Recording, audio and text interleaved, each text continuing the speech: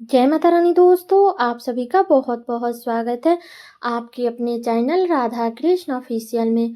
उम्मीद करती हूँ आप लोग बहुत ही अच्छे होंगे। तो ये बताने के लिए कमेंट बॉक्स में ओम नमः शिवाय जरूर लिखिएगा। तो चलिए दोस्तों, आज आप इस वीडियो में सुनेंगे सोमवती अमावस्या की कथा, जो कि अब की बार साल 2025 में सोमवती अमावस्या का व्रत और वट सावित्री का व्रत, दोनों व्रत एक ही दिन 26 मई को रखा जाएगा।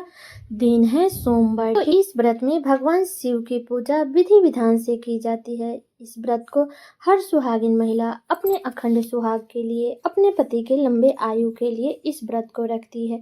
इस व्रत को करने से अखंड सुहाग की प्राप्ति होती है, इसलिए इस व्रत में कथा का बहुत ही अधिक महत्व है। तो आप लोग इस दिन कथा जरूर सुनिएगा, क्योंकि जब तक हम कथा नहीं सुनते हैं तब तक हमारा व्रत पूरा नहीं होता है। तो चलिए सुनते हैं सोमवती अमावस्या की कथा। किसी नगर में एक गरीब ब्राह्मण परिवार रहता था। उस परिवार में पति पत्नी के अलावा एक पुत्री भी थी। वह पुत्री धीरे धीरे बड़ी होने लगी। उस पुत्री में समय और बढ़ती उम्र के सभी स्त्रियों युक्त गुणों का विकास हो रहा था। वह लड़की सुंदर, संस्कारवान और गुणवान थी, किंतु गरीब होने के कारण उसका विवाह नहीं हो पा रहा था। एक दिन उसके घर एक साधु महाराज आए और उस कन्या के सेवा भाव से साधु महाराज काफी प्रसन्न हुए।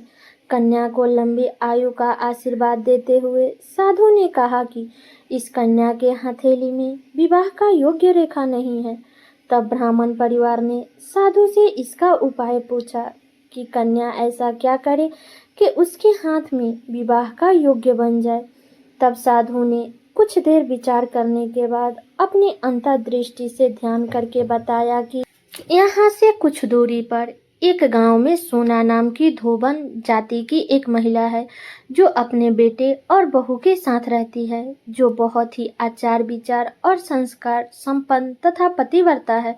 अगर यह कन्या उसकी सेवा करे और वह महिला प्रसन्न होकर अपनी मांग का सिंदूर इसके मांग में लगा दे, तो उसके बाद कन्या का विवाह का वैधव्य मिट सकता है।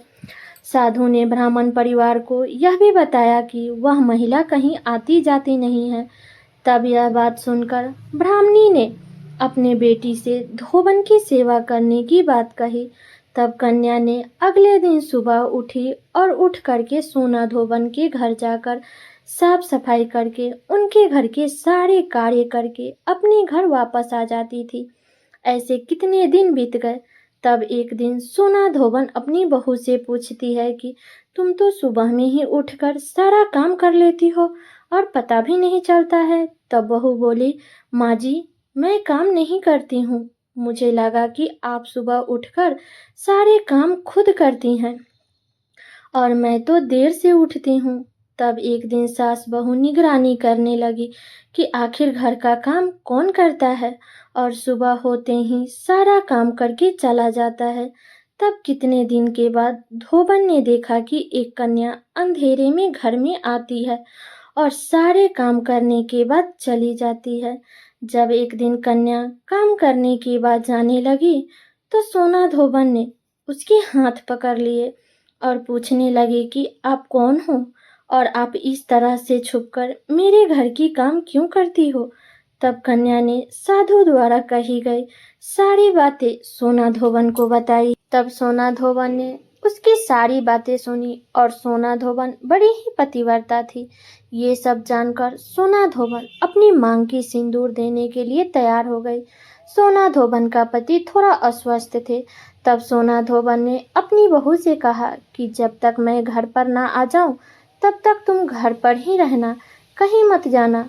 सोना धोबन ने जैसे ही अपनी मांग का सिंदूर उस कन्या के मांग में लगाई, उसका पति मर गया। तब सोना धोबन को पता चल गया, क्योंकि सोना धोबन पतिव्रता थी। तब वह ब्राह्मण के घर से निर्जल ही चल दी, यह सोचकर कि रास्ते में कहीं पीपल का पेड़ मिलेगा तो उसे भौंरी देकर और परिक्रमा करके ही जल ग्रहण करूंगी। और उस दिन सोमवती अमावस्या था। ब्राह्मण के घर से सोना धोबन को पुआ पकवान भी मिला था, लेकिन सोना धोबन ने पुए पकवान के जगह उसने ईंट के टुकड़े से 108 बार भौंरी देकर 108 बार पीपल की परिक्रमा की और उसके बाद ही जल ग्रहण किया। ऐसा करते ही सोना धोबन के मुर्दा पति के शरीर में वापस जान आ गया और धोबन का पति वापस जीवित हो गया। इसलिए सोमवती अमावस्या के दिन से शुरू करके जो व्यक्ति हर अमावस्या के दिन भौरी देता है उसके सुख और सौभाग्य में वृद्धि होती है। और पीपल के पेड़ में सभी देवताओं का निवास माना जाता है। इसलिए जो व्यक्ति हर अमावस्या को नहीं कर सकता है तो वो केवल सोमवार के दिन पड़ने वाली अमावस्या के दिन 108 वस्तुओं के साथ भौरी देकर सोना धोबन और गौरी गणेश का पूजन करता है, उसे अखंड सौभाग्य की प्राप्ति होती है। इसलिए हम सभी महिलाओं को सोमवती अमावस्या का व्रत जरूर करनी चाहिए। तो हे भोलेनाथ, जैसे आपने सोना धोबन का सुहाग लौटाया और उसे अखंड सौभाग्यवती का आशीर्वाद दिया, वैसे ही जो भी इस कथा को सुन रहा है, जो कह रहा है और जो इसमें हुंकार भर रहा है, हम सभी माताओं बहनों का अखंड सुहाग बनाए रखिएगा। तो सब लोग बोलिए शिव शंकर भगवान की जय, माता पार्वती की जय। तो ये है सोमवती अमावस्या की कथा। तो ये कथा मेरी यहीं तक का था। कैसा लगा ये कथा आप लोग कमेंट करके जरूर बताइएगा। वीडियो को शेयर कर दीजिएगा ताकि हर कोई आज सोमवती अमावस्या के व्रत के दिन, वट सावित्री व्रत के दिन इस कथा को सुन सके और उनका भी व्रत पूरा हो सके। तो चलिए दोस्तों, मिलती हूँ अगले वीडियो में किसी नए वीडियो के साथ में। तब तक के लिए